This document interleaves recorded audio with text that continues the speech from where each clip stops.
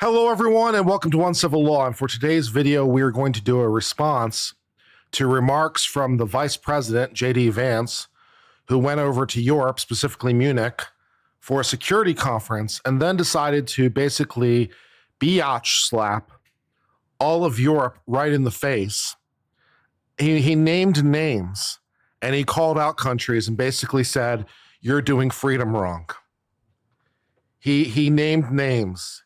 He went to Europe and stood right in their face and said, "You guys suck ass," in diplomatic language. Not that diplomatic, actually. It was pretty based. I saw the first 3 minutes of this, and I was like, holy shit, I need to do a react, right? I somehow missed that this happened, came up on my feed. I saw the first 3 minutes. I'm like, okay, holy shit.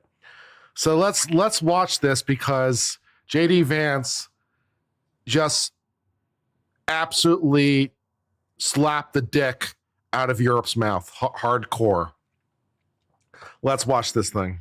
Of the United States, Mr. J.D. Vance, who was here last year as senator, and we are very happy that he has come back to Munich, and we are very much looking forward to his speech. Please welcome Vice President J.D. Vance.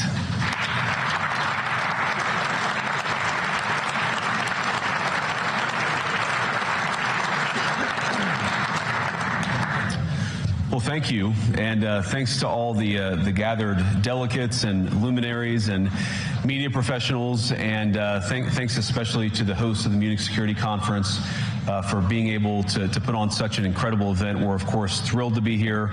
We're happy to be here.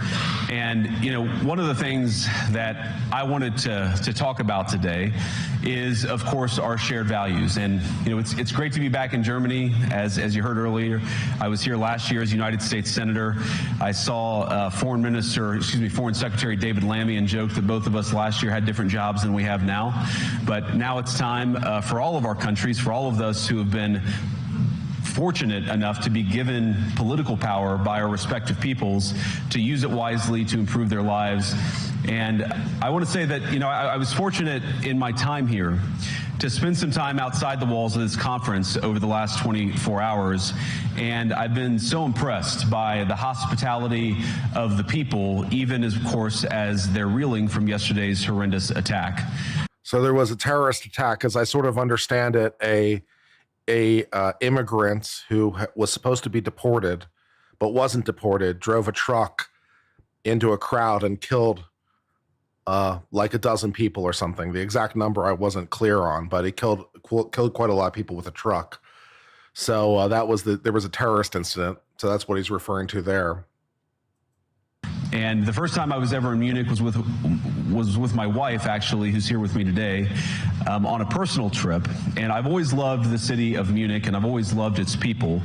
And I just want to say that we're very moved, and our thoughts and prayers are with Munich and everybody affected by the evil inflicted on this beautiful community. We're thinking about you, we're praying for you, and we will certainly be rooting for you in the days and weeks to come. Now, we're applauding for him now. See how it goes. I hope that's not the last bit of applause that I get, but we gather at this conference, of course, to discuss security. And normally we mean threats to our external security. I see many great military leaders gathered here today. But while the Trump administration is very concerned with European security and believes that we can come to a reasonable settlement between Russia and Ukraine, and we also believe that it's important in the coming years for Europe to step. No, he's not wearing eyeliner, Perry. He has an extra row of eyelashes. It's not that uncommon a genetic condition. It's like a 1 out of 10,000 thing. He just has an extra row of eyelashes. So it makes his eyelashes look much longer and darker and thicker than they would otherwise be. Up in a big way to provide for its own defense. The threat that I worry the most about vis-a-vis Europe is not Russia, it's not China, it's not any other external actor. And what I worry about is the threat from within.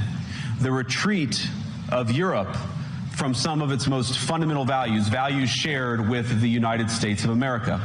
Yep. I'm about to school you guys. I'm about to school you guys. It's like we got our values from you guys, especially the UK in particular. But like we learned from you guys, and now you guys have gone back on these shared Western values. And you are not doing the Western values right. Based. Speak some truth, JD, baby. Speak some truth. Now, I was struck that a former European commissioner went on television recently and sounded delighted that the Romanian government had just annulled an entire election. He warned that if things don't go to plan, the very same thing could happen in Germany, too. Now, these cavalier statements are shocking to American ears. For years, we've been told that everything we fund and support is in the name of our shared democratic values. Everything from our Ukraine policy to digital censorship is billed as a defense of democracy. But when we see European courts canceling elections and senior officials threatening to cancel others, we ought to ask whether we're holding ourselves to an appropriately high standard. Yeah, I mean, canceling elections is hard to justify as being particularly democratic. The United States has never canceled elections, ever. So yeah, hard to justify that as being democratic. Yeah. And I say ourselves because I fundamentally believe that we are on the same team. We must do more than talk about democratic values. We must live them. Now, within living memory of many of you in this room, the Cold War positioned defenders of democracy against much more tyrannical forces on this continent.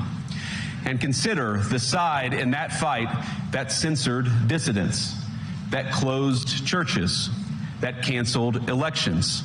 Were they the good guys? Certainly not. And reminding them that, you know, the Russians weren't exactly super duper into the freedom thing. Neither were the Chinese, and still aren't. And still to this day not. And they're not exactly the good guys. And yet we seem to be taking some pages out of their book in some of the things that Europe seems to be doing with respect to limitations on speech, limitations on elections, and all sorts of things. It's problematic. Thank God they lost the Cold War. They lost because they neither valued nor respected all of the extraordinary blessings of liberty. The freedom to surprise, to make mistakes, to invent, to build.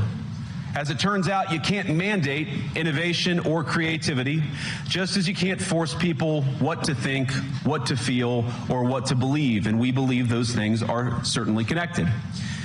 And unfortunately, when I look at Europe today, it's sometimes not so clear what happened to some of the Cold War's winners.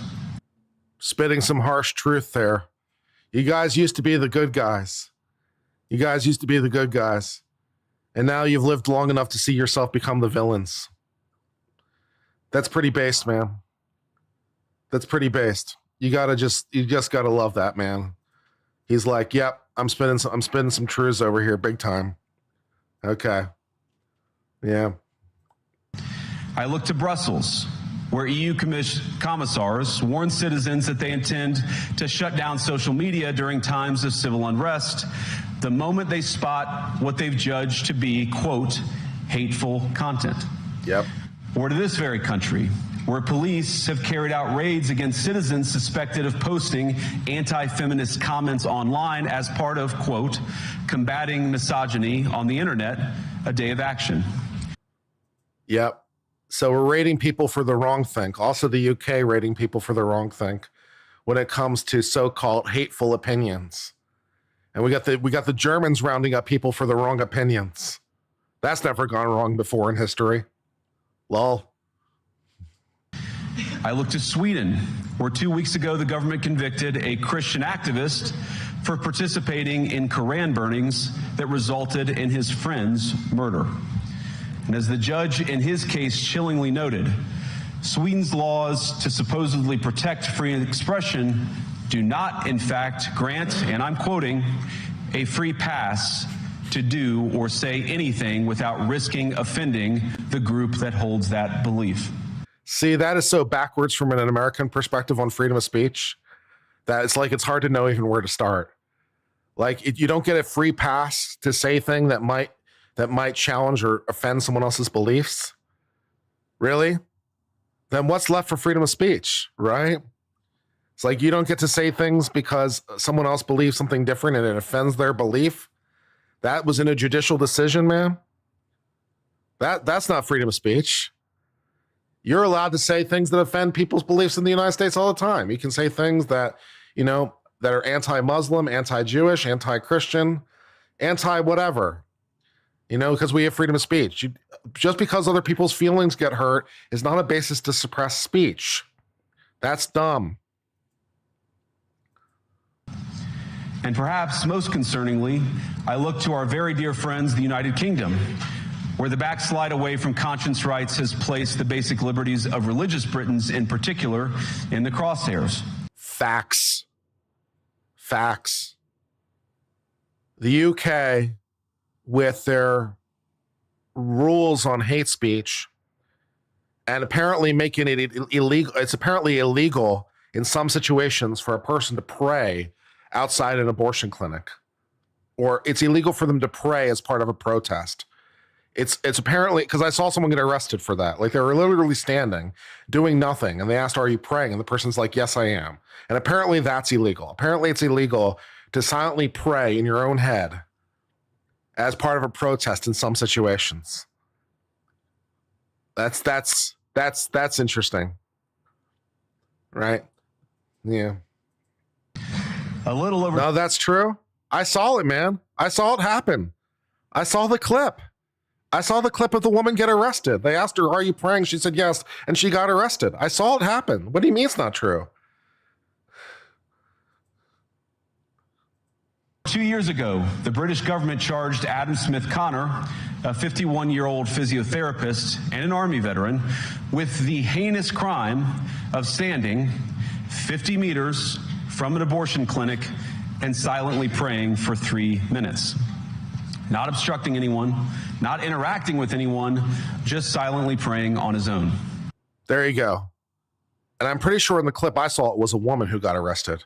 So it happened at least twice, apparently, because I'm pretty sure in the clip I saw it was a woman who got arrested. But apparently it also happened to a man for basically the same thing. After British law enforcement spotted him and demanded to know what he was praying for, Adam replied simply, it was on behalf of the unborn son he and his former girlfriend had aborted years before. Now, the officers were not moved. Adam was found guilty of breaking the government's new buffer zones law, which criminalizes silent prayer and other actions that could influence a person's decision within 200 meters of an abortion facility. See, it's not illegal to be within the zone, right? It's only illegal to be in the zone if you're silently praying. So you can be there as long as you're not praying. You're right. He's not obstructing anyone. He's not preventing anyone from going in. He's standing there. If he just happens to be standing there not doing anything, it's not illegal. It only becomes illegal because he was praying at the time, apparently. So, yeah. Equivalent of trespass, but it's not an equivalent of trespass because it doesn't appear, from what I understand, that merely being there is sufficient to trigger the rule. It's not that he was within the space. It's that he was doing it while apparently praying. If he had just been standing there, I don't think it would have been a violation of the law, as I understand it. So, an absolute misstatement of the law? Do we have to go look it up? I mean, I always want to get it right. I mean, you want to give me the code section? We can look it up together. If you think it's a misstatement of the law, give me the relevant code section. We'll go look it up. He was sentenced to pay thousands of pounds in legal costs to the prosecution.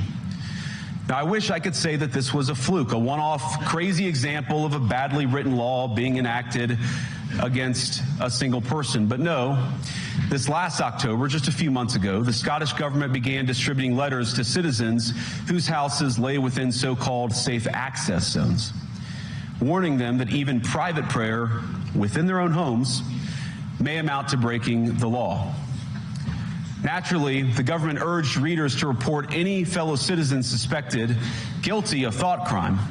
In Britain and across Europe, free speech, I fear, is in retreat. And in the interest of comedy, my friends, but also in the interest of truth, I will admit that sometimes the loudest voices for censorship have come not from within Europe, but from within my own country, where the prior administration threatened and bullied social media companies to censor so-called misinformation.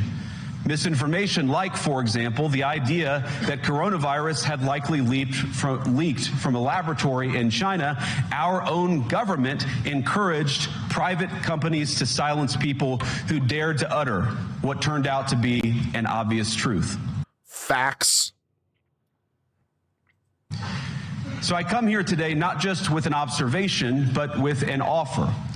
And just as the Biden administration seemed desperate to silence people for speaking their minds, so the Trump administration will do precisely the opposite, and I hope that we can work together on that. In Washington, there is a new sheriff in town, and under Donald Trump's leadership, we may disagree with your views, but we will fight to defend your right to offer it in the public square, agree or disagree.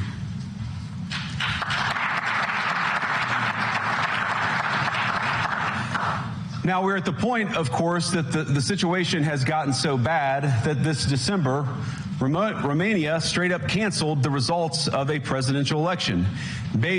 Romania canceled elections. Romania canceled results. Yeah, that's not a good look. That's not a good look. On the flimsy suspicions of an intelligence agency and enormous pressure from its continental neighbors. Now, as I understand it, the argument was that Russian disinformation had infected the Romanian elections. But I'd ask my European friends to have some perspective. You can believe it's wrong for Russia to buy social media advertisements to influence your elections. We certainly do. You can condemn it on the world stage even. But if your democracy can be destroyed with a few $100,000 of digital advertising from a foreign country, then it wasn't very strong to begin with. Now, the good news is that I happen to think your democracies are substantially less brittle than many people apparently fear. And I really do believe that allowing our citizens to speak their mind will make them stronger still.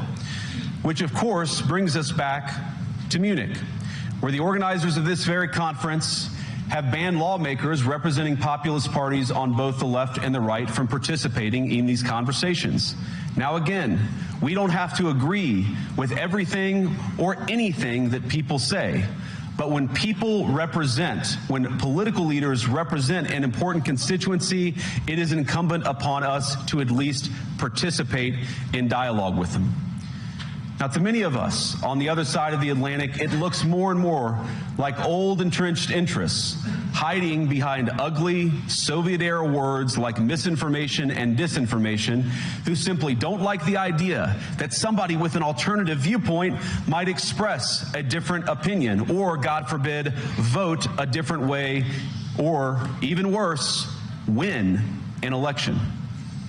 Now, this is a security conference, and I'm sure you all came here prepared to talk about how exactly you intend to increase defense spending over the next few years in line with some new target. And that's great, because as President Trump has made abundantly clear, he believes that our European friends must play a bigger role in the future of this continent. Yeah, NATO was supposed to be more of a relatively equal partnership, not the United States supplies all the money and forces to defend your other countries. Other countries were supposed to, participate in stuff. And some of them have not been paying their bills. They've been getting a free ride on the U.S. national defense, as opposed to paying for their own defense. It's really easy to have all those social programs, isn't it? When you think the United States is going to supply your military security for you. Right? So the U.S. spends a massive amount of its budget on security, and all of Europe is like, we got a free ride for all the social programs. And the United States is tired of this bullshit. We're tired of this bullshit. You got to actually pay your fair share if you want to be in part of NATO. If you expect us to defend you as part of this agreement, you got to pay and participate in the agreement too. It's perfectly fair to expect them to fulfill their end of the contract. So do that if you want the United States' assistance. And Europe absolutely should spend more money on military. It should have its own military forces. It should not be dependent on the United States for everything. Right now, they have basically a ceremonial force in most of Europe at best. It's kind of bullshit. They need to try harder. We don't think, you hear this term, burden sharing, but we think it's an important part of being in a shared alliance together that the Europeans step up while America focuses on areas of the world that are in great danger. But let me also ask you, how will you even begin to think through the kinds of budgeting questions if we don't know what it is that we're defending in the first place? I've heard a lot already in my conversations, and I've had many, many great conversations with many people gathered here in this room. I've heard a lot about what you need to defend yourselves from, and of course that's important. But what has seemed a little bit less clear to me, and certainly I think to many of the citizens of Europe, is what exactly it is that you're defending yourselves for. What is the positive vision that animates this shared security compact that we all believe is so important? And I believe deeply that there is no security if you are afraid of the voices, the opinions, and the conscience that guide your very own people. Right. I mean, freedom of speech is not a security threat, right? Those brave, reliant men who created our Constitution understood that more speech is preferable to enforced silence. And Europe has been suppressing speech and suppressing freedom of speech in the name of hate speech and in the name of feminism, in the name of tolerance towards Islam, in the name of all kinds of stuff. So, you know, Europe, you got to like actually live the freedom values that you're supposed to be forwarding based. Europe faces many challenges, but the crisis this continent faces right now, the crisis I believe we all face together, is one of our own making. If you're running in fear of your own voters, there is nothing America can do for you.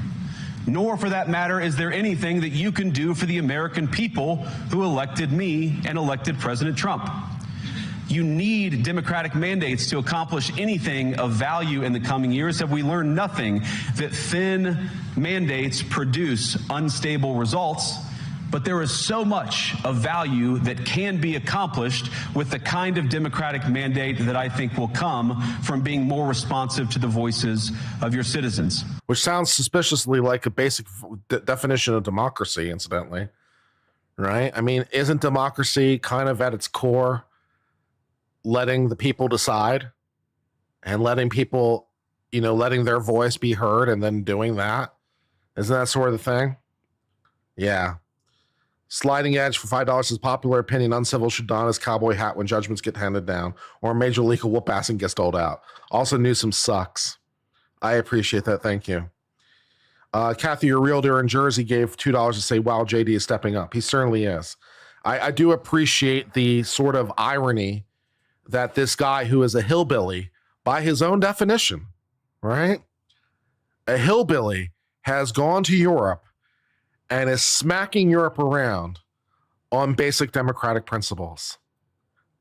They must feel like schmucks over there now, getting schooled by this guy who should be wearing overalls, you know, with a piece of wheat in his mouth, with some dip or something in his cheek, I'm sure. But none of those things. Now he's in Europe slapping you guys around. Good times. If you're going to enjoy competitive economies, if you're going to enjoy affordable energy and secure supply chains, then you need mandates to govern, because you have to make difficult choices to enjoy all of these things. And of course, we know that very well in America. You cannot win a democratic mandate by censoring your opponents or putting them in jail, whether that's the leader of the opposition, a humble Christian praying in her own home, or a journalist trying to report the news. Facts. Nor can you win one by disregarding your basic electorate on questions like who gets to be a part of our shared society. Further facts. And of all the pressing challenges that the nations represented here face, I believe there is nothing more urgent than mass migration. Today, almost one... That's a sensitive topic for Europe. Right? That's a pretty sensitive topic for Europe. Mass migration. He's gonna start talking about European borders and building a wall around Europe.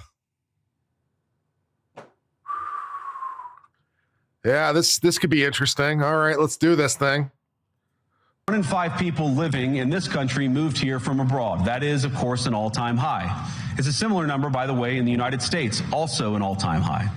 The number of immigrants who entered the EU from non-EU countries doubled between 2021 and 2022 alone, and of course it's gotten much higher since. And we know the situation, it didn't materialize in a vacuum. It's a result of a series of conscious decisions made by politicians all over the continent and others across the world over the span of a decade. We saw the horrors wrought by these decisions yesterday in this very city. And of course, I can't bring it up again without thinking about the terrible victims who had a beautiful winter day in Munich ruined. Our thoughts and prayers are with them and will remain with them. But why did this happen in the first place? It's a terrible story, but it's one we've heard way too many times in Europe and unfortunately too many times in the United States as well. An asylum seeker, often a young man in his mid-20s, already known to police, rams a car into a crowd and shatters a community. Super based. Super based. Super based. Yeah. Right? This known guy, known to police, not deported, killed a whole bunch of people. Yeah. Yeah. Telling Europe to get their shit together. Holy shit. How many times must we suffer these appalling setbacks before we change course and take our shared civilization in a new direction? No voter on this continent went to the ballot box to open the floodgates to millions of unvetted immigrants. But you know what they did vote for? In England, they voted for Brexit, and agree or disagree, they voted for it. And more all over Europe, they're voting for political leaders who promise to put an end to out-of-control migration. Now, I happen to agree with a lot of these concerns, but you don't have to agree with me. I just think that people... Jimmy Yon says the specific incident of prayer was hate speeches that happened in a protest exclusion zone. You say that like it explains something. You say that like it explains something. The specific instance of prayer was hate speech as it happened in a protest exclusion zone. You say that like it answers a question. You say that like that's a justification. That's some bullshit. People care about their homes, they care about their dreams, they care about their safety and their capacity to provide for themselves and their children. And they're smart. I think this is one of the most important things I've learned in my brief time in politics. Contrary to what you might hear a couple mountains over in Davos, the citizens of all of our nations don't generally think of themselves as educated animals or as interchangeable cogs of a global economy. And it's hardly surprising that they don't want to be shuffled about or relentlessly ignored by their leaders. It is the business of democracy to adjudicate these big questions at the ballot box. There's a specific statute that was violated. Again, you say this like it answers a question. You're not getting it. You think I'm the one not getting it. I get it. I'm just calling bullshit. You say there's a specific statute to protect the rights of women. My comment is, if there's a statute that makes prayer a hate crime in some sort of circumstance, any kind of circumstance, that's a bullshit law. That's my point. You're not understanding my point. You say that there's a law that makes it a hate crime because they're trying to whatever with abortion. And I'm saying, I don't give a shit. That's a stupid law. If you make prayer a hate crime, that's a stupid law. Under any circumstance, okay? We're talking about a person praying inside their own head. We're not even talking about a person praying out loud. We're talking about a person silently in their own head praying, okay?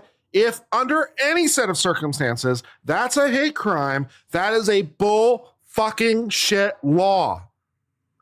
That is fucked up. That is a fucked up law. Okay? That's my point. So you can keep explaining it, but it just doesn't matter because it's fucking bullshit.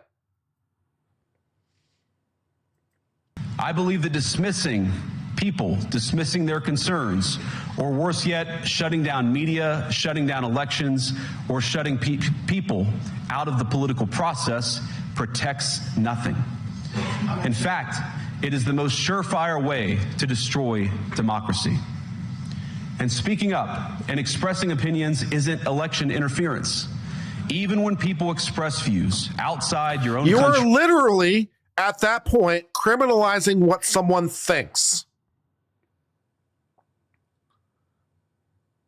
Okay?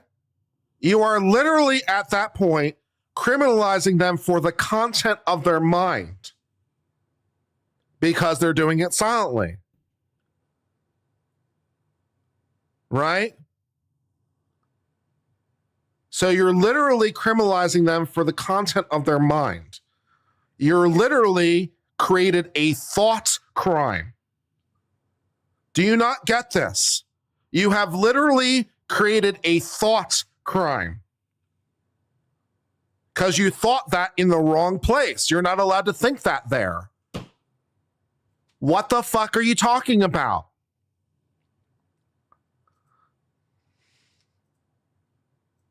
And even when those people are very influential. And trust me, I say this with all humor. If American democracy can survive 10 years of Greta Thunberg... Can't muscle someone and claim you're praying? I didn't say that. If they were muscling somebody, in other words, if they were behaving in a way that was physically violent, if they were pushing people around, I didn't say that prayer would excuse that. That's not what I claimed. You're strawmanning my argument. I'm simply saying praying unto itself. The thought crime. The thought crime. If they're muscling people around, then that's something different. Now they're performing an action. They're doing something. They're muscling somebody. Okay? Well, that's different now, isn't it? That's not the same thing. What the fuck are you talking about? That was happening at the time of the arrest. They were muscling somebody. They were pushing somebody around, is what you're telling me. They were pushing somebody around. Well, then why did they arrest him for that instead of the prayer? Because that wasn't what the basis was. Yeah, I mean, if the person was muscling somebody, why didn't they just arrest him for battery? That's kind of illegal anywhere. It's illegal to batter people pretty much anywhere. You can't just shove people around for the hell of it. That's kind of illegal anywhere. Blocking access? 50 yards away or something they were blocking access? Then why'd they ask about the prayer? Why'd they ask about the prayer and why they even ask about it? Because it's not relevant. What you're saying doesn't make any fucking sense. What you're saying doesn't make any fucking sense. So let me make sure that I understand this correctly so that we're on the same page. Maybe we can get to first principles, okay? Maybe we can get to first principles. If the person is doing nothing other than praying in their own head, should that under any set of circumstances be illegal? If the person is merely praying, doing nothing else, should that under any set of circumstances be illegal? Should that be a thing should that be an element of a crime? Should that be an element of a crime? No? Great. Then we're on the same page. If it's not, if it's not an element of a crime, then I don't know why the police asked about it, because it's irrelevant, because it's not an element of a crime. So why did the police ask about it if it's not an element of a crime? Why did the police ask about what the person was praying if it's not an element of a crime? Why even ask?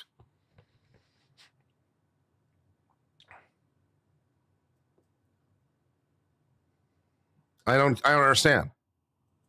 Scolding, you guys can survive a few months of Elon Musk.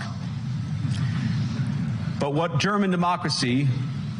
no democracy, American, German, or European, will survive is telling millions of voters that their thoughts and concerns, their aspirations, their pleas for relief are invalid or unworthy of even being considered. Democracy rests on the sacred principle that the voice of the people matters. There's no room for firewalls. She was given a payout. She wasn't charged. So the arrest was invalid. It was an invalid arrest.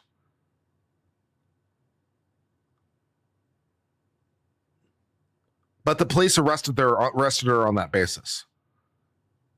Wait a second, I'm confused. I'm confused. Wait a second. What do you mean the police? What do you mean she was given a payout? I thought she was blocking access. I thought she was, what was the word choice that you said? She was badgering. She was shoving people. Why would the police give her a payout if she was shoving people? What the fuck you're not making sense to me. What the fuck are you talking about? Yeah, what the fuck are you talking about? If I thought you said that the person was shoving people or muscling them was the word you choose. Muscling was your word of choice. If the person was muscling, why would the arrest not be valid? Why would they get a payout? Muscling is battery. That would be illegal. What the fuck are you talking about? I don't know who I'm arguing with in chat. People just keep saying shit and it doesn't make any sense. People are just saying shit in chat. It doesn't make any sense. You either uphold the principle or you don't. Europeans, the people, have a voice. European leaders have a choice. And my strong belief is that we do not need to be afraid of the future. You can embrace what your people tell you, even when it's surprising, even when you don't agree. And if you do so, you can face the future with certainty and with confidence. Audio Wizard says, I'm appreciating the contrast between Kamala and JD. Man, this person can put together a lucid sentence. Unlike Kamala, holy shit. I had forgotten about Kamala. I should probably know a case where he knew the facts to get passionate about.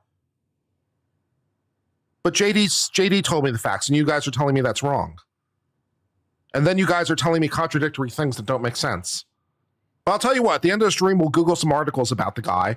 We'll look up the guy, we'll Google some articles, and we'll see if we can figure out what the hell happened. We'll Google some articles about it and see if we can figure out what happened. And whether or not JD's making up some bullshit, okay? How about that? Knowing that the nation stands behind each of you. And that, to me, is the great magic of democracy. It's not in these stone buildings or beautiful hotels. It's not even in the great institutions that we have built together as a shared society. To believe in democracy is to understand that each of our citizens has wisdom and has a voice. And if we refuse to listen to that voice, even our most successful fights will secure very little. As Pope John Paul II, in my view, one of the most extraordinary champions of democracy on this continent or any other, once said, do not be... Also, nice tie, JD. I appreciate the microdot pattern. Respect.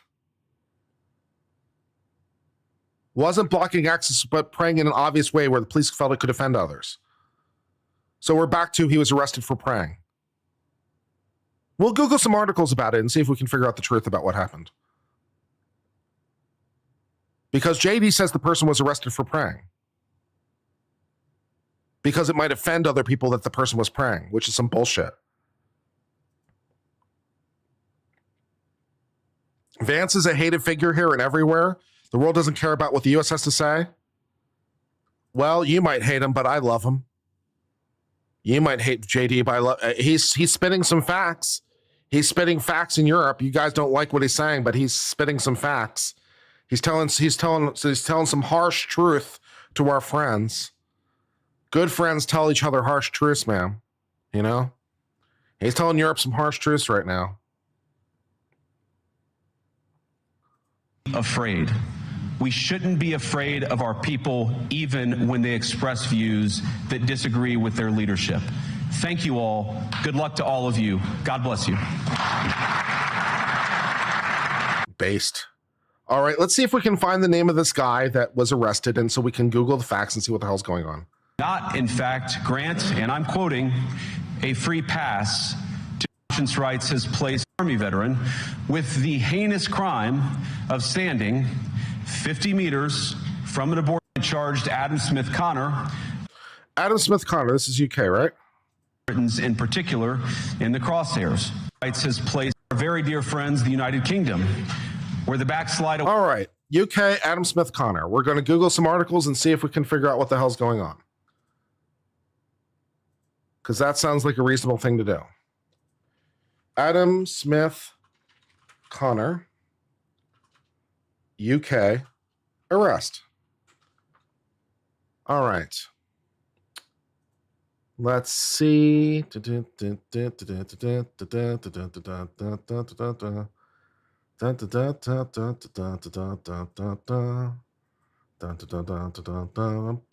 just opening some articles. Reason Magazine. Okay. Here's one from the UK. JD falsely claimed abortion. Here's one that says it was false. We'll read what the Times has to say about it.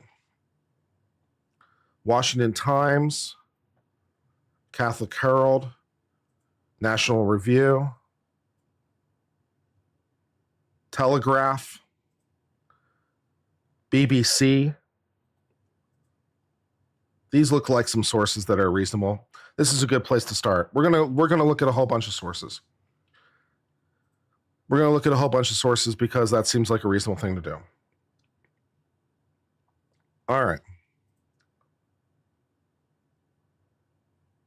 We are going to start with, hold on. Maybe make the margins look nicer.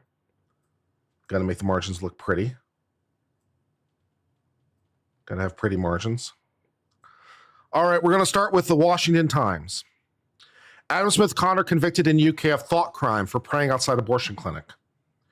A British Army veteran has now been convicted for silently praying outside an abortion clinic in what experts are calling a legal turning point of immense proportions for free speech and liberty in the UK. Flying Mom gave $20 to say thank you for educating and entertaining us at the same time. You're welcome. Adam Smith Connor, who served 20 years in the Army, was found guilty on Wednesday of violating a buffer zone around a Bournemouth clinic. The court ruled that despite his silent prayer, his clasped hands and bowed head were enough to show disapproval of abortion. Sounds suspiciously like he's being arrested for prayer to me, not for muscling people. The defendant was charged under the Public Spaces Protection Order, a broad censorship order that localities can issue under a law to curb antisocial behavior. Jeremiah Ingbol, legal counsel for ADF UK, called the ruling a watershed moment as the first modern conviction of a Christian in Britain for praying silently. Okay, that's one article. Let's read another article. Here's one from the Catholic Herald. That one I can't reload. Let's try National Review. This one's National Review. Thought crime is now a reality in the UK. Praying silently, apparently this is him. Praying silently in front of an abortion facility can now put you at legal risk in the United Kingdom. The criminal conviction of Adam Smith Connor, the Englishman found guilty of silent prayers on public street near an abortion facility, marks a watershed movement for fundamental freedom in the United Kingdom. With the criminalization of Smith Connor's innermost thoughts, the country is unceremoniously ushered in an era of thought crime prosecution. All right, that's what National Review had to say about it. How about the Telegraph? Can we look at their article? No, because it won't load the whole. Okay, we'll do it this way. The Telegraph: Army veteran convicted over silent prayer for abortion clinic outside. Well, we can't load it because it's behind a paywall, so we can't read it. All right, what else we got? BBC: praying man breached abortion clinic safe zone. A psychotherapist who prayed outside an abortion center has been convicted of breaching the safe zone. Adam Smith was outside the clinic where public space protection order is in place. The 51-year-old from Southampton denied failing to comply with the order, but district said it was deliberate. The court was told he'd been praying for his unborn son. Interesting. Why would they be told that? Why would it be a relevant fact that he was praying? The safe zone bans activity in favor or against abortion, including protests, harassment, and vigils. Sounds suspiciously like he's being arrested for praying to me. All right, here's another. How about another source? All right, Telegraph. Again, can't get to the Telegraph because it's behind a paywall. All right, what else we got? ADF UK.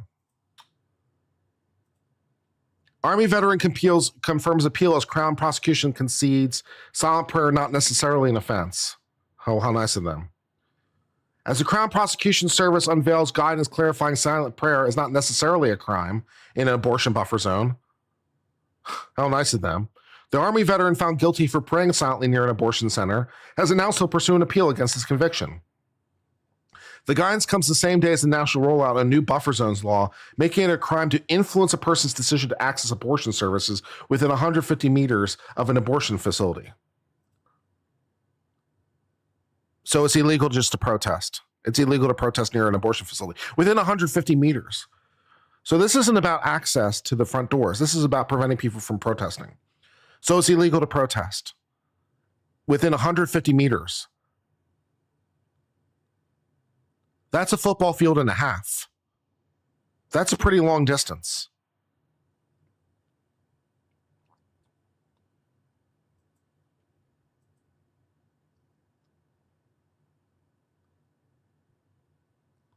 On 16th of October, the court convicted and sentenced Smith Connor to conditional discharge. In the decision, the court emphasized Adam's known beliefs on abortion.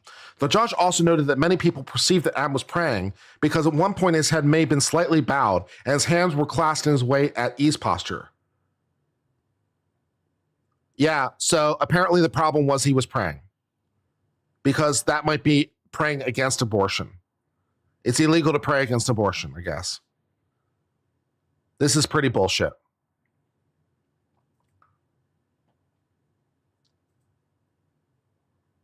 Reason magazine. British man convicted of criminal charges for praying silently near an abortion clinic. British law allows local governments to enact absurdly censorious orders limiting antisocial behavior. In Britain, it can be a crime to think the wrong thing in the wrong place. This month, the British man was convicted of criminal charges for praying silently near an abortion clinic. By near, we mean within 150 meters. Apparently, that's what near qualifies as. The man, Adam Smith Connor, did not attempt to harass, intimidate, or interact with any way of those entering the clinic. Instead, he wordlessly prayed with his head slightly bowed. He wasn't even on clinic property. He was outside the sightline of the clinic. As a result, he was questioned by police and they are charged with violating the Public Space Protection Order, a broad censorship order enabled by the Antisocial Behavior Crime and Policing Act. Under this law, local authorities can obtain special status for some places, allowing them to ban a huge range of conduct. In the name of antisocial behavior, Britain towns have obtained them to ban homeless from sleeping outside or ban swearing. Several cities have used this to place a buffer zone around an abortion clinic. Again, 150 meters is one hell of a buffer zone. The order not only banned intimidating or harassing those working or seeking services, but also barred individuals from engaging in prayer. So the order actually specified prayer specifically. And the order specifically specified prayer. Apparently, this is a copy of the order. Apparently, this is a copy of the order from the BCP Council. Okay, so this apparently is a copy of the order from the government. The order will restrict the following behavior within the safe zone. Now, please take note, it's not necessarily illegal just to be in the safe zone, right? It's not mere presence that's illegal. You have to be doing something. All right, what are those things? Protesting, namely engaging in acts of approval, disapproval, or attempted acts of disapproval with respect to issues related to abortion service by any means. This includes, but is not limited to, graphic, verbal, or written means, prayer, or counseling.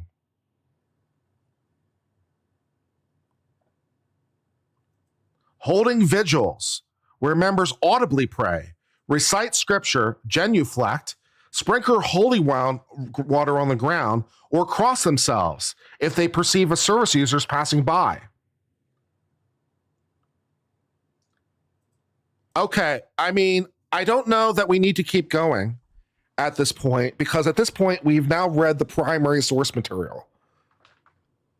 We've now read the primary source material. There's nowhere else to go.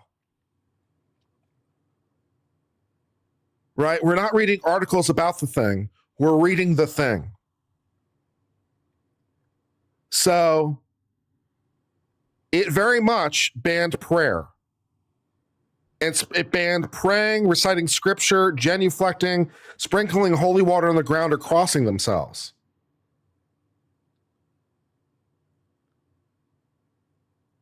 Praying or counseling. So I think JD spoke some truth.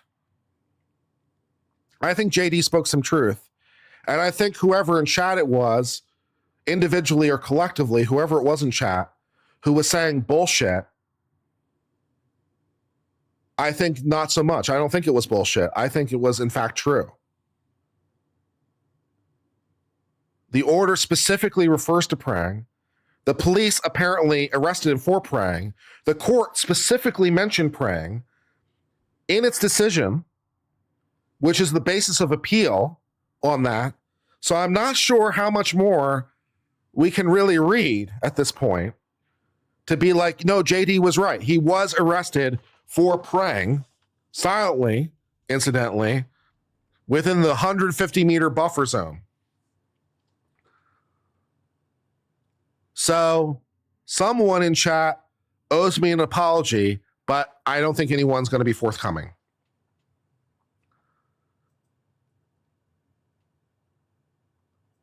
Also, 150 meters is one hell of a buffer zone, right? I mean, I remember when the courts tried to have a 50-foot buffer zone, and the court struck that down in the United States. I'm not sure what the latest and greatest is on the buffer zone requirement, but like, basically, as long as you're not inhibiting access, you can protest right outside an abortion clinic in the United States. It's legal to protest. As it should be. It should be legal to protest. You shouldn't try to grab at anybody. You shouldn't try to inhibit anybody. You shouldn't try to bar the doors, right? But it's legal to protest. It's legal to hold a sign and say, I don't like abortion very much. Please stop killing babies. Let me pray for you. As it should be. As it should be. Apparently the UK is not about that life. And so, fuck you, UK, bah. Right? Fuck you, bah.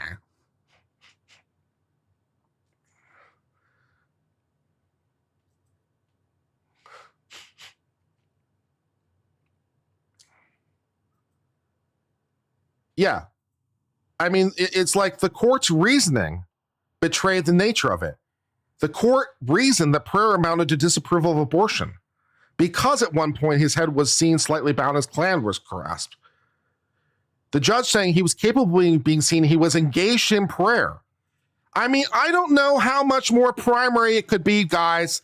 I don't know how much more primary you can get than a quote from the judge who literally says, as part of their decision, He was capable of being seen. He was engaged in prayer, and it would have been perceivable to the observer.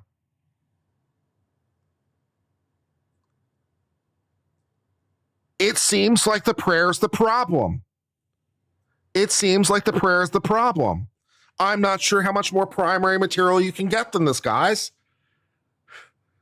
So JD was speaking truth, not lies. JD was speaking truth. He was correct.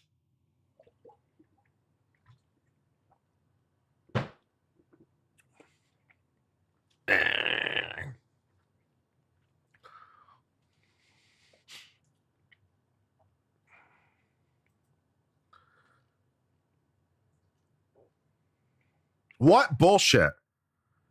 What bullshit this was. All right, here's an article from the Times, UK, who wants to tell me everything I just read is a lie. This should be good. So with a contrapoint is the Times, UK, who says JD Vance falsely claims UK abortion buffer zones ban private prayer. I don't know. That seems suspiciously like the thing we just read from the city council that used kind of exactly those words, plus the decision from the judge, plus the comments from the police. I don't know. It seems suspiciously like exactly what happened, but feel free to tell me I'm wrong. The Times, this should be good. The American vice president cited 2 court cases to argue religious freedom is under threat. Okay. As world leaders gathered to discuss the greatest threats facing Europe, the American vice president's mind was on 2 obscure British legal cases. I don't know how obscure they are, incidentally. I mean, the woman who got arrested, I heard of for praying. I heard of the woman who got arrested. I didn't hear of the guy. But, you know, it did catch a lot of our attentions because it was some bullshit. So the Times saying they're totally obscure cases. I don't know, guys. I don't know. I think news might have leaked across the pond. Taking the stage in Munich, J.D. Vance brought the case of Adam Smith Connor, a former serviceman who's convicted of breaching the rules of a buffer zone. Yeah, but what were those rules specifically? What were the rules specifically? You want to elaborate? Smith Connor was praying for the unborn son he and his former girlfriend had, Vance said. After speaking to an officer for an hour and 40 minutes, Smith Connor, who was partially in view of the clinic behind a tree, was asked to move on. He refused, leading to his arrest and conviction. But it's not illegal merely to be in the buffer zone. We read the ordinance. It's not illegal to merely be in this buffer zone. You can be there and stand there all you want. So that wasn't the basis of the arrest, now was it? Vance said in his speech, now the officer was not moved. Adams was found guilty of breaking the government's new buffer law, which criminalizes silent prayer, it certainly seems like it, and other actions that could influence a person's decision within 200 meters of an abortion facility. 150 meters, but we'll spot 50 meters for a friend. Silent prayer is not criminalized under the buffer zone law. Do we have to read it again? Home Office guidance says private prayer is protected as an absolute right and should not be considered offense under any circumstance. Well, that's amazing because the city council, when they took advantage of this law, didn't seem to agree with you. So the statute itself didn't seem to contemplate it, but the city council, when they put it in place, certainly seemed to. It goes on. However, when an individual is praying but their conduct is intrusive, that's likely to be an offense under Section 9. Oh, so it is illegal to pray. It is illegal to pray just so long as it's intrusive. Wherein intrusive apparently means, again, standing, behind a tree in partial view of the clinic. Vance went on to make the untrue claim that Scotland's buffer law prohibited private prayer within their homes if they lived near an abortion clinic. He said the Scottish government began distributing letters to people who lived within the so-called safe zones, warning them that even private prayer within their own homes might amount to breaking the law.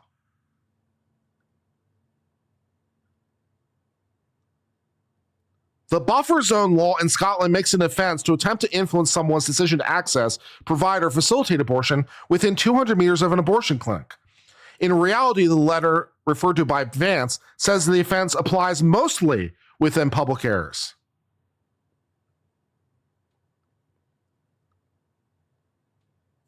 It went on, however, activities in a private place, such as a house, within the area between the protected premises and the boundary zone could be an offense if they are seen and heard within the zone and are done intentionally or recklessly.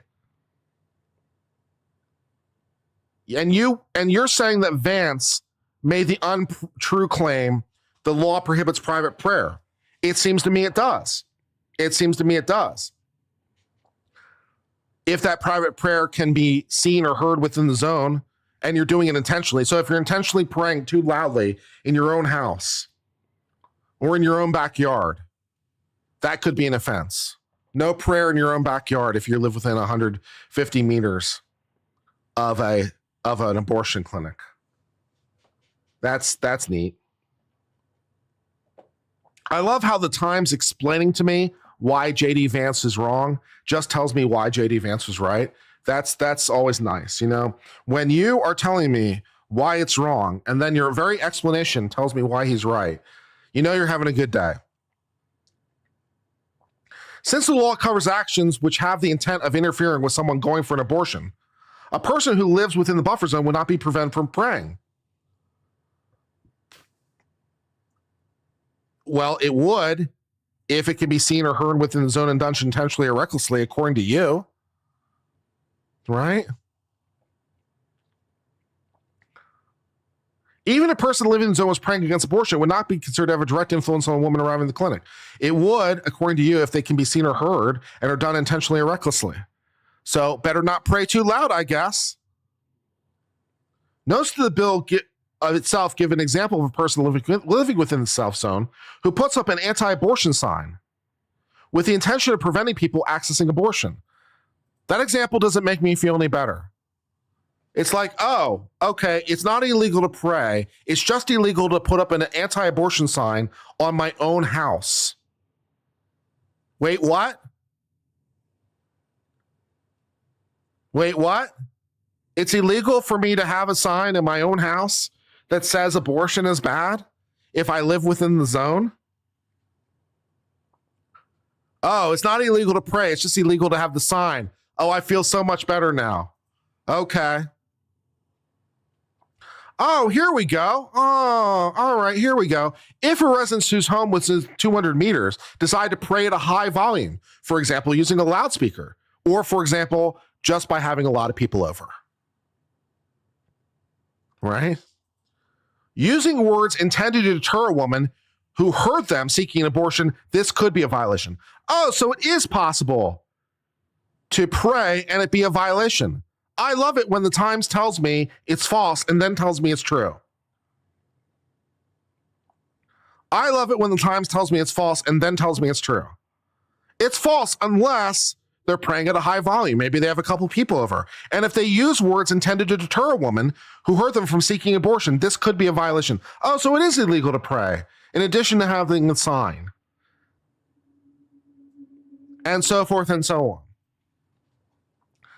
You gotta love the articles that undercut themselves, right? It's like JD Vance falsely claims UK abortion buffer zones ban private prayer, except for the fact they totally do. Maybe if you're praying at a low enough volume, maybe if you're praying in a closet somewhere, you know, and no one can see you. The Christian goes in the closet. The Christian goes in the closet. But heaven forbid you pray where anyone can see you. And you pray, heaven forbid you pray for abortion to stop, and then God, I suppose, speaks to the woman and be like, you know, you're not doing abortion. You know, abortion is bad. Don't do the abortion. So let me see this. Okay, so if the person prays to God, and then God speaks to the person, and the person's inside the zone, who's guilty? This is a fun fact pattern I didn't think I was going to have in my day. This is a fun fact pattern I didn't think I was going to have in my day. So what if the guy prays for the woman not to have an abortion, and she enters the zone, and then the voice of God comes to her and tells her not to have the abortion? Okay, am I in a conspiracy with God now? Because God was the one who communicated the message to the woman who was inside the zone, right? God is my co-conspirator, and we have an agreement now, and he's acting on behalf of the conspiracy. Is God a co-conspirator in this thing? If I pray from the United, if I somehow know of a specific woman who's seeking an abortion in the UK, and I know when she's going to go to the clinic, somehow I know this, and I pray from Houston, and then God speaks to the woman when she's inside the zone, am I guilty because I got God to perform part of the act inside the relevant zone? Am I going to be extradited to the UK for my prayers? These are questions I did not think I was going to have today.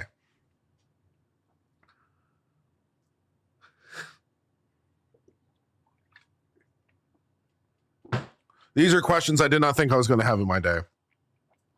God as co-conspirator. That'll be good.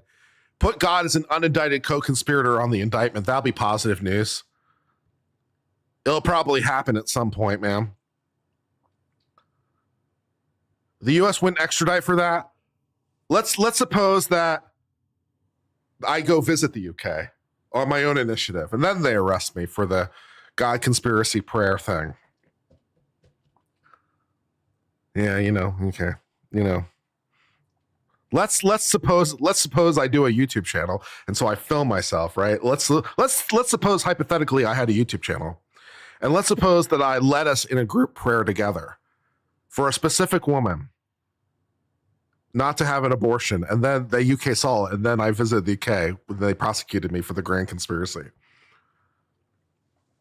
These are questions I did not know I was going to have in my day.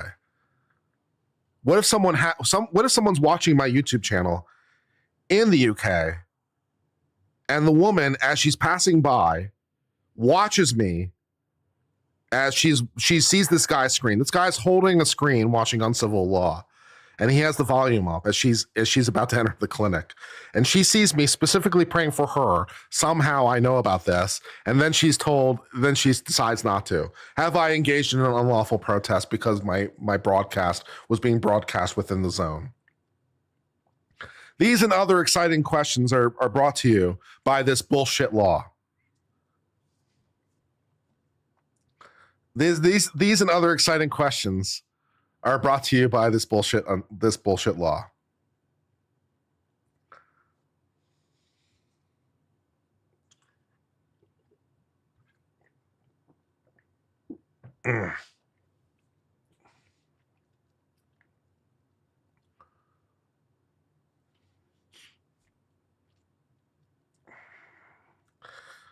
It's also slightly weird because technically, very hyper technically, of course, the UK is technically a theocracy, right? Because the head of state is also the head of church, right? Because they're the head of the Anglican Church, right?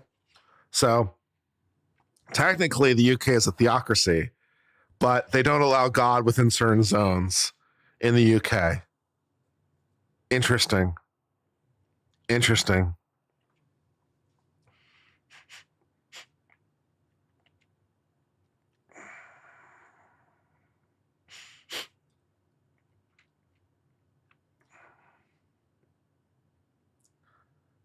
Yeah. So I'd like to go back to my priors, right? Buffer zones in the US, like, they're very short. I mean, I could just buffer zones, abortion clinics, US. Yeah.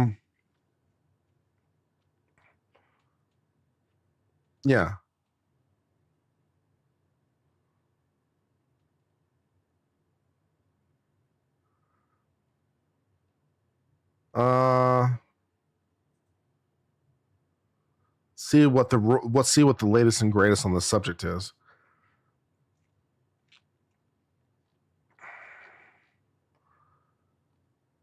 Well, it's in the US.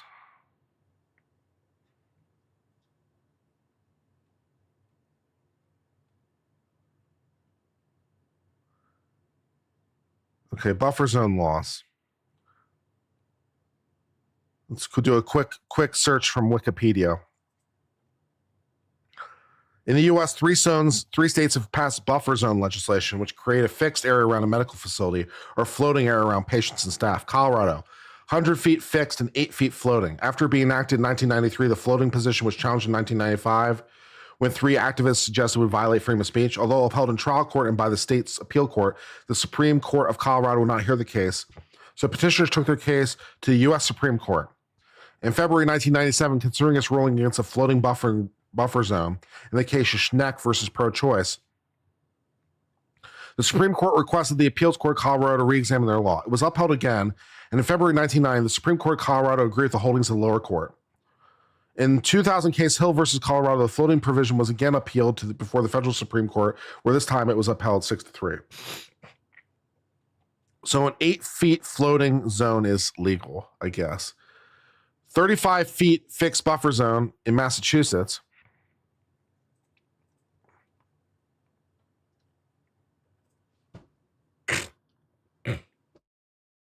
Okay.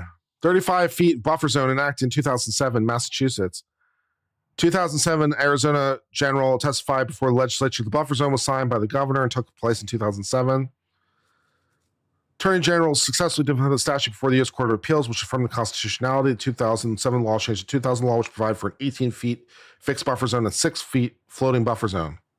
The law was struck down by the U.S. District Judge. The law was restored by a federal appeal court. The law was struck down by the U.S. Supreme Court on 2014.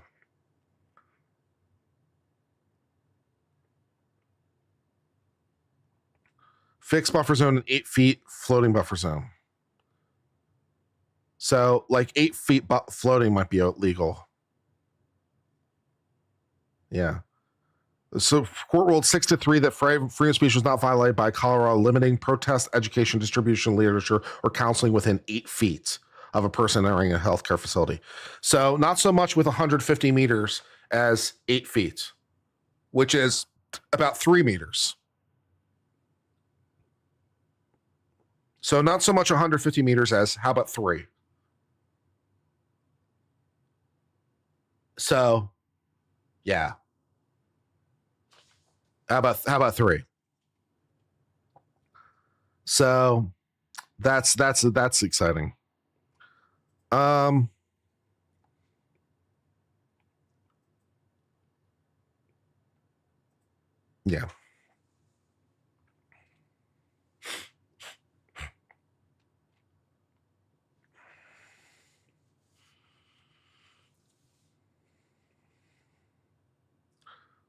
If you can hit me with a frisbee or two, close, I hear that, man. I hear that for sure. Yeah. Any buffer zone on public property is complete BS. I don't mind like a minimal buffer zone. It's like, you need to keep it, you need to keep it as constrained as possible, but you don't want people to be unduly harassed. And so like keep 8 feet away from somebody as they're entering the clinic seems like a pretty reasonable rule, I mean, personal space.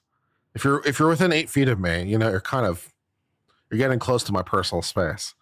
So, seems like a reasonable ask, and it's a very limited circumstance, right? It's very limited. It's limited to the abortion clinic. It's limited basically to entry and exit. It's extremely limited. So it's very, very narrow to ensure that people are allowed to enter and exit without, being grabbed and shit. So, but, protest is legal. You can go stand outside an abortion clinic and complain all you want. And you can take photographs of people entering and exiting, and you can publish those photographs, and you can do all kinds of shit. Freedom of speech is great. And you can definitely pray. It's not illegal to pray.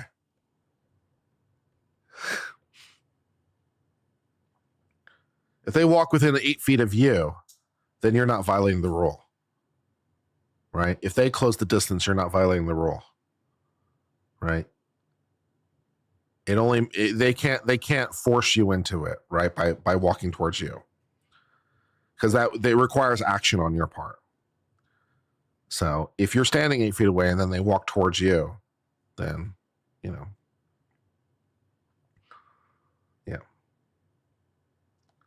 What I think will develop out of the Russian-Ukraine ceasefire negotiations, I would imagine some, but not all of Ukraine will be given back to Ukraine, and some of it will be maintained by Russia. And probably Crimea stays Russian. And possibly the United States changes its recognition of the borders to reflect that fact. Would be like the most plausible scenario, it seems to me.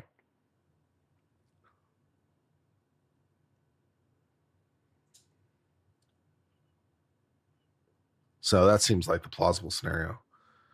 Because I think one of the things that Russia really wants is just the warm water port in the Med, to be quite honest. And so as long as they get their warm water port in the Med, I think they'll be happy in the long term.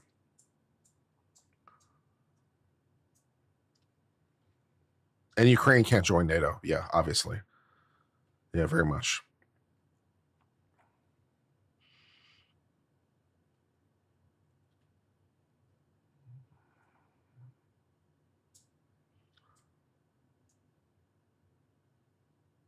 Russia just wanted Chernobyl to start it back up. Isn't some of Chernobyl already like still active? It's not all of Chernobyl that's shut down, or aren't some of the reactors at Chernobyl still like running, or am I mistaken about that? I'm not 100% sure. Not running? None of Chernobyl's running? Okay. It's encased in concrete? Well, part of it certainly is. I didn't know if all of it was. You can't live there? The exclusion zone? Yeah, I know about the exclusion zone. But I thought maybe part of it was still running. Okay, fair enough. I don't know everything there is to know about everything. Sometimes I make mistakes. It happens. 2000, they shut down the last reactor? Okay, so it was running for a while. Okay, fair enough.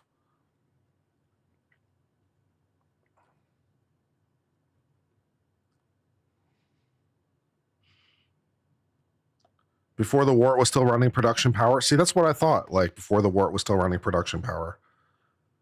I thought part of Chernobyl might be still running production power. Yeah.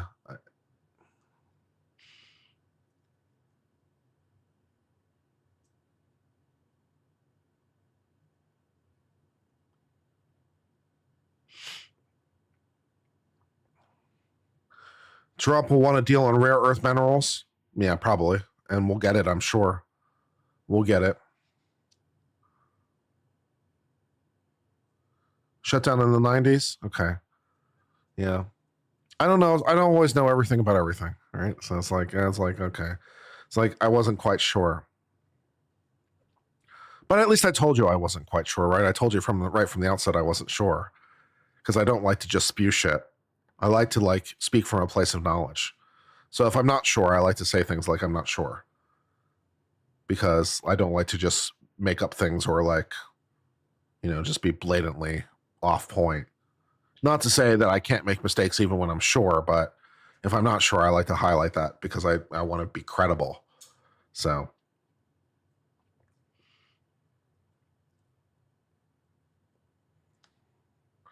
Will the U.S. agree to provide Ukraine security guarantees? I don't know exactly what that would look like. I mentioned taking the weight loss shot. Have I had success? So far, I have had success. Thank you for asking. I'm down 7 pounds in the last 2 weeks. I have a long way to go, but so far, so good. So that's plus. And we'll see how it goes. And so one can only hope.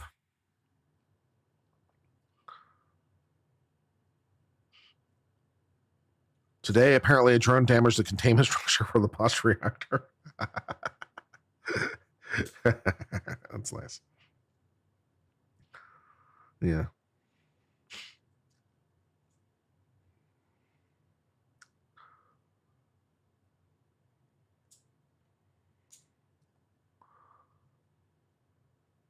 Yeah. It's still costing me like $130 a week, though. So it's quite expensive. But, you know, got to get it under control. So we do what we can. Do I feel any different? Not really. Not so far. Not really. I mean, I don't feel like eating as much. So that's nice.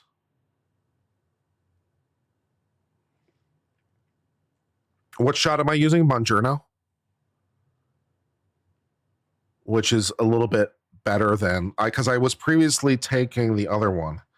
I was previously taking the other one, which I can't quite remember the name of right now. But I was having more adverse effects from that. So I switched to Monjourno, and that seems to be doing much better for me. So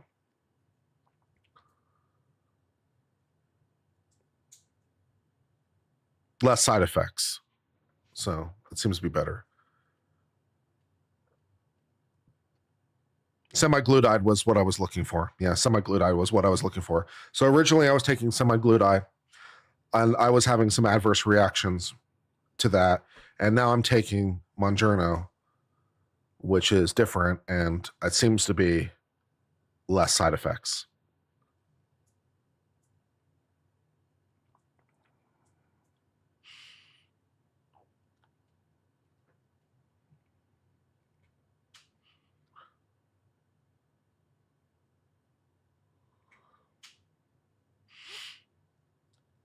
I wouldn't go to a doctor and tell them I have thoughts of self-harm. That could lead to very negative repercussions. I'd never go to a doctor and say that. That's a very bad plan. Yeah, that's a very dumb idea, with all due respect. Go to the doctor and say I have thoughts of self-harm. Maybe I'll get a prescription for the Monjourno. Yeah, I might get a prescription for other things too. So that's a very dumb idea, with all due respect.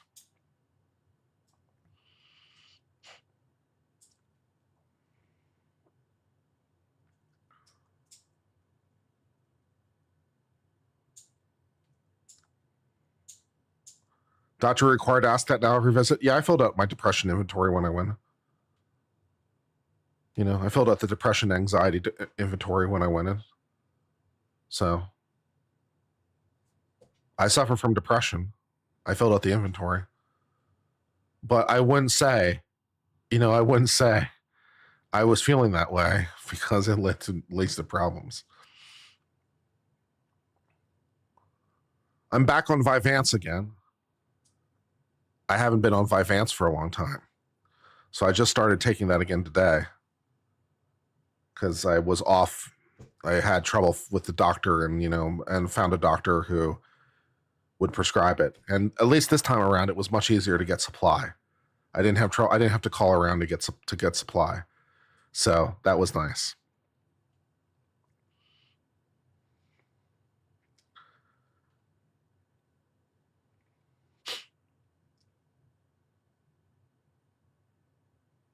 Does Vyvanse affect your heart? It increases blood pressure. They gave me something for that, though, to decrease blood pressure.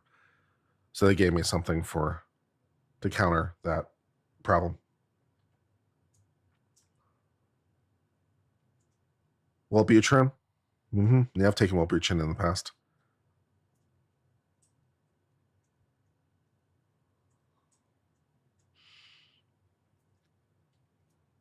Lexapro? I've not really had any real success with really any of the antidepressant drugs. I've taken Lexapro, I've taken Prozac, I've taken some other things in the past for like antidepressant drugs. I've not really had any great success with antidepressant drugs in the past. Vyvanse actually helped me a lot because like one of my I have two principal symptoms with depression. Lethargy and apathy is like my biggest symptoms, and Vyvanse can help both those problems because Vyvanse is basically a stimulant. It's typically an ADHD medication, but in this case, it's being prescribed for depression, not ADHD. So you know, and I found it to be successful for that purpose because it really helps with me not being as tired and not being as lethargic as I would otherwise be. So I found it to be a good drug for me. And the drugs typically prescribed for depression I found to not be particularly effective in my past. So Vyvanse has been the most successful thing for me so far.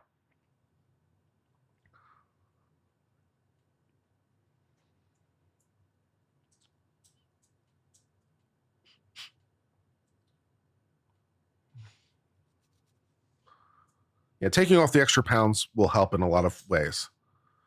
Yeah, taking off the extra pounds is like just completely like a net positive, obviously. So if I can lose weight, it will fix probably many problems. Now, fortunately, my blood work is pretty good for the moment. Fortunately, my blood work is pretty good for the moment. But, you don't want to keep running that. Plus, the weight itself is just hard on the body. It's not good. Plus, I don't really like the way I look, and so it doesn't really help with anything. Vyvanse better than Adderall? Yeah. Vyvanse, at least for me. Again, this is a me thing. But yes, I was once prescribed Adderall, hated it. Yeah, again, Adderall for me had way more side effects than Vyvanse. Vyvanse has much fewer side effects for me. So they prescribed me Adderall one time. I don't even think I finished the bottle. I was like, I hated it. So again, that's me and my situation. Your mileage will vary, I imagine. I look like I'm getting healthier? Thank you.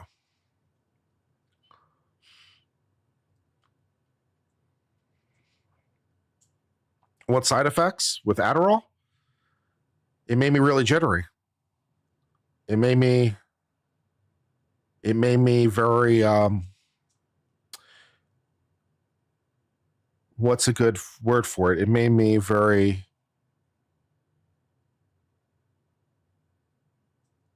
like hyper aware, like where stimulus would be very distracting. It made me jittery and kind of sick.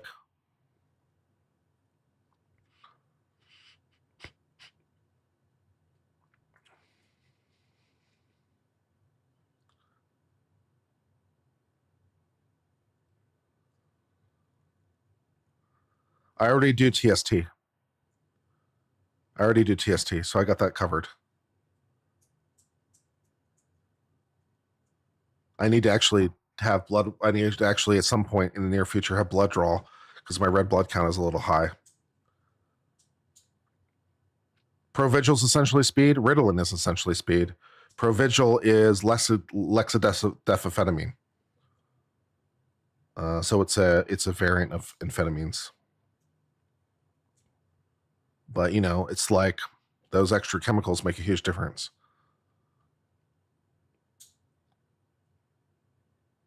I found that TST has also been helpful for depression, incidentally. So that's been helpful as well.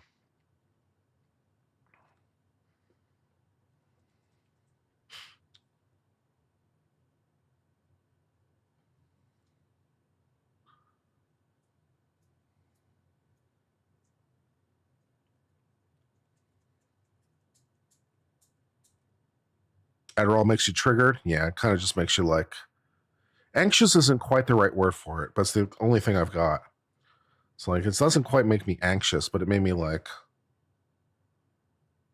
hyper, like aware.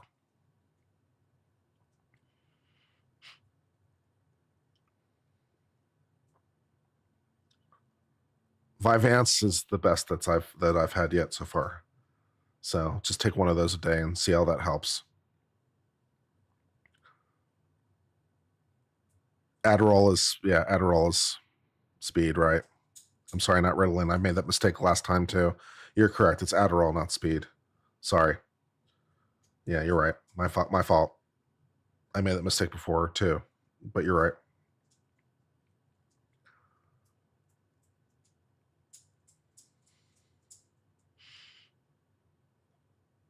Yeah.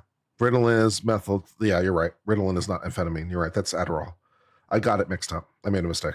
Sorry. Provigil is medicinal. Right. So I've taken Provigil in the past. I've taken Medicinal in the past. I'm taking Vyvanse right now. Provigil has been helpful too.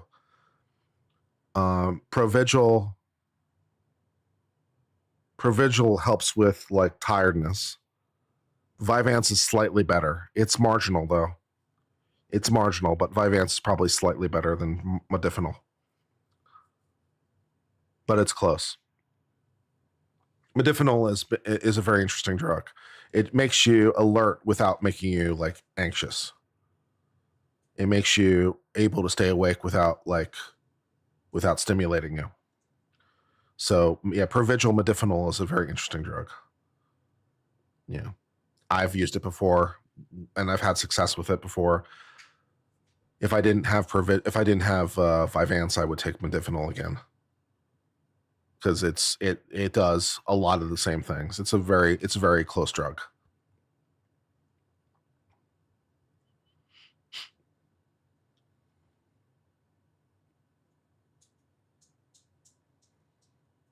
It is often prescribed for narcolepsy. That's true.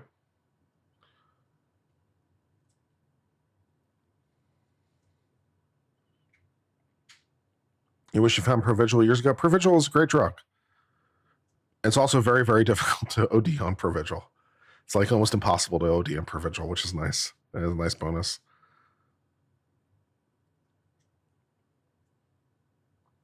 Exercise helps depression. It can do. Yeah.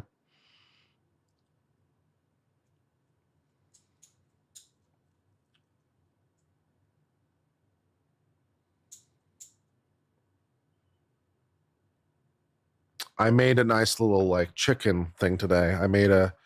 I threw 5 pounds of chicken into my Instapot, and I added 2 cans of like chicken and broccoli soup from Campbell's. No, wait. It was 2 cans of chicken with herbs soup.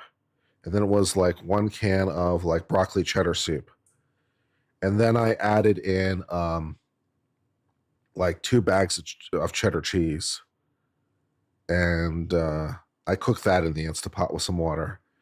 And then I put it over a little bit of rice. Fantastic. Also, I used Kick Your Ass seasoning.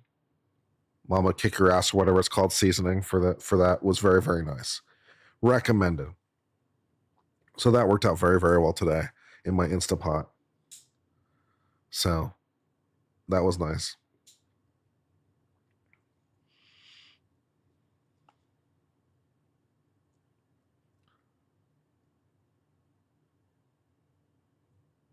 Have I tried Cymbalta? I don't think so.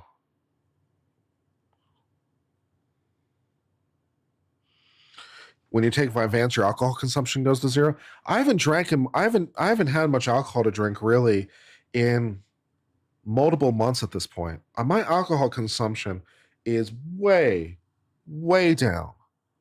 Like over the last, I don't even know what it is, 6 months, a year, it's like way down.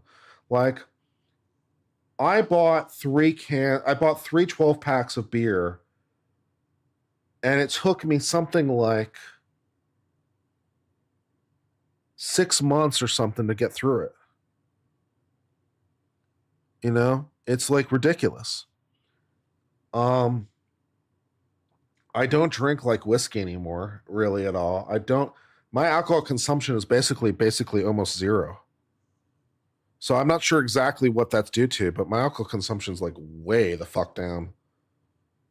So you know, way the fuck down.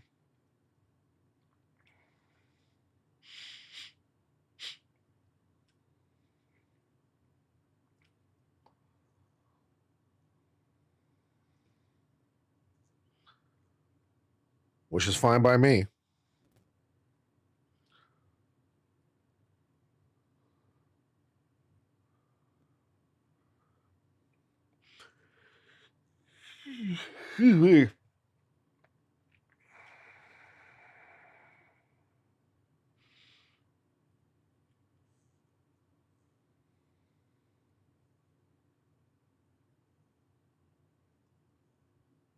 I don't smoke. Never smoked. Tried some cigars in the past. Never did cigarettes. Never smoked cigars regularly. So I don't smoke. At the moment I don't drink.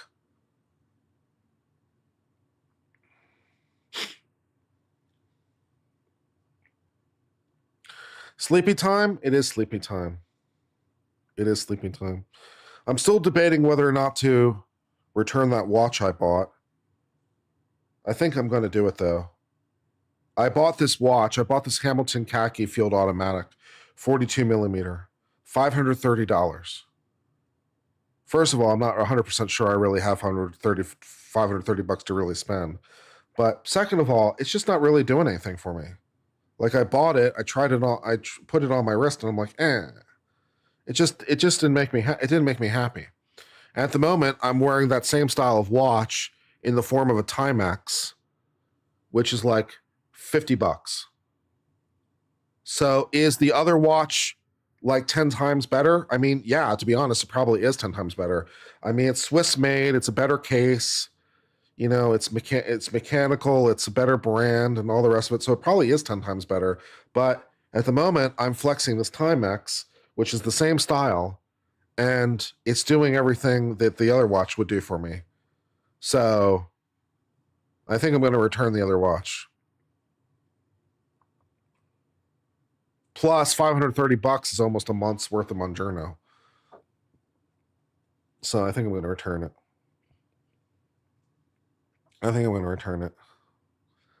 Between this Timex on my wrist and my G-Shock that's sitting over here on the table, it's like, what else do I need, right? What else do I need? Richard Bryan gets $10. Say thank you and good night. Well, thank you. Get yourself a military Indiglo. Oh man, I mean, I've got the best military watch ever, man. I mean, I got the end all be all military watch right here. I got my G-Shock M5610 with some bull bars on it, and I've replaced the rubber strap with a cloth strap. It has 6 time zones. It's atomic set, solar powered. Has a stopwatch, a timer, 4 alarms. I mean, that's the military watch. That's 100% the military watch. It can't ever die.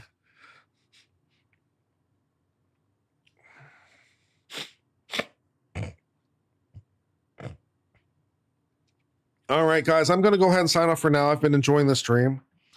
I hope you enjoyed the stream. I enjoyed the stream. Indigo isn't digital. This is indigo. I mean, this is indigo. Glows. The Timex is indigo. You're right. The G-Shock isn't indigo. It's got a nice light, though, but it's not indigo. You're correct.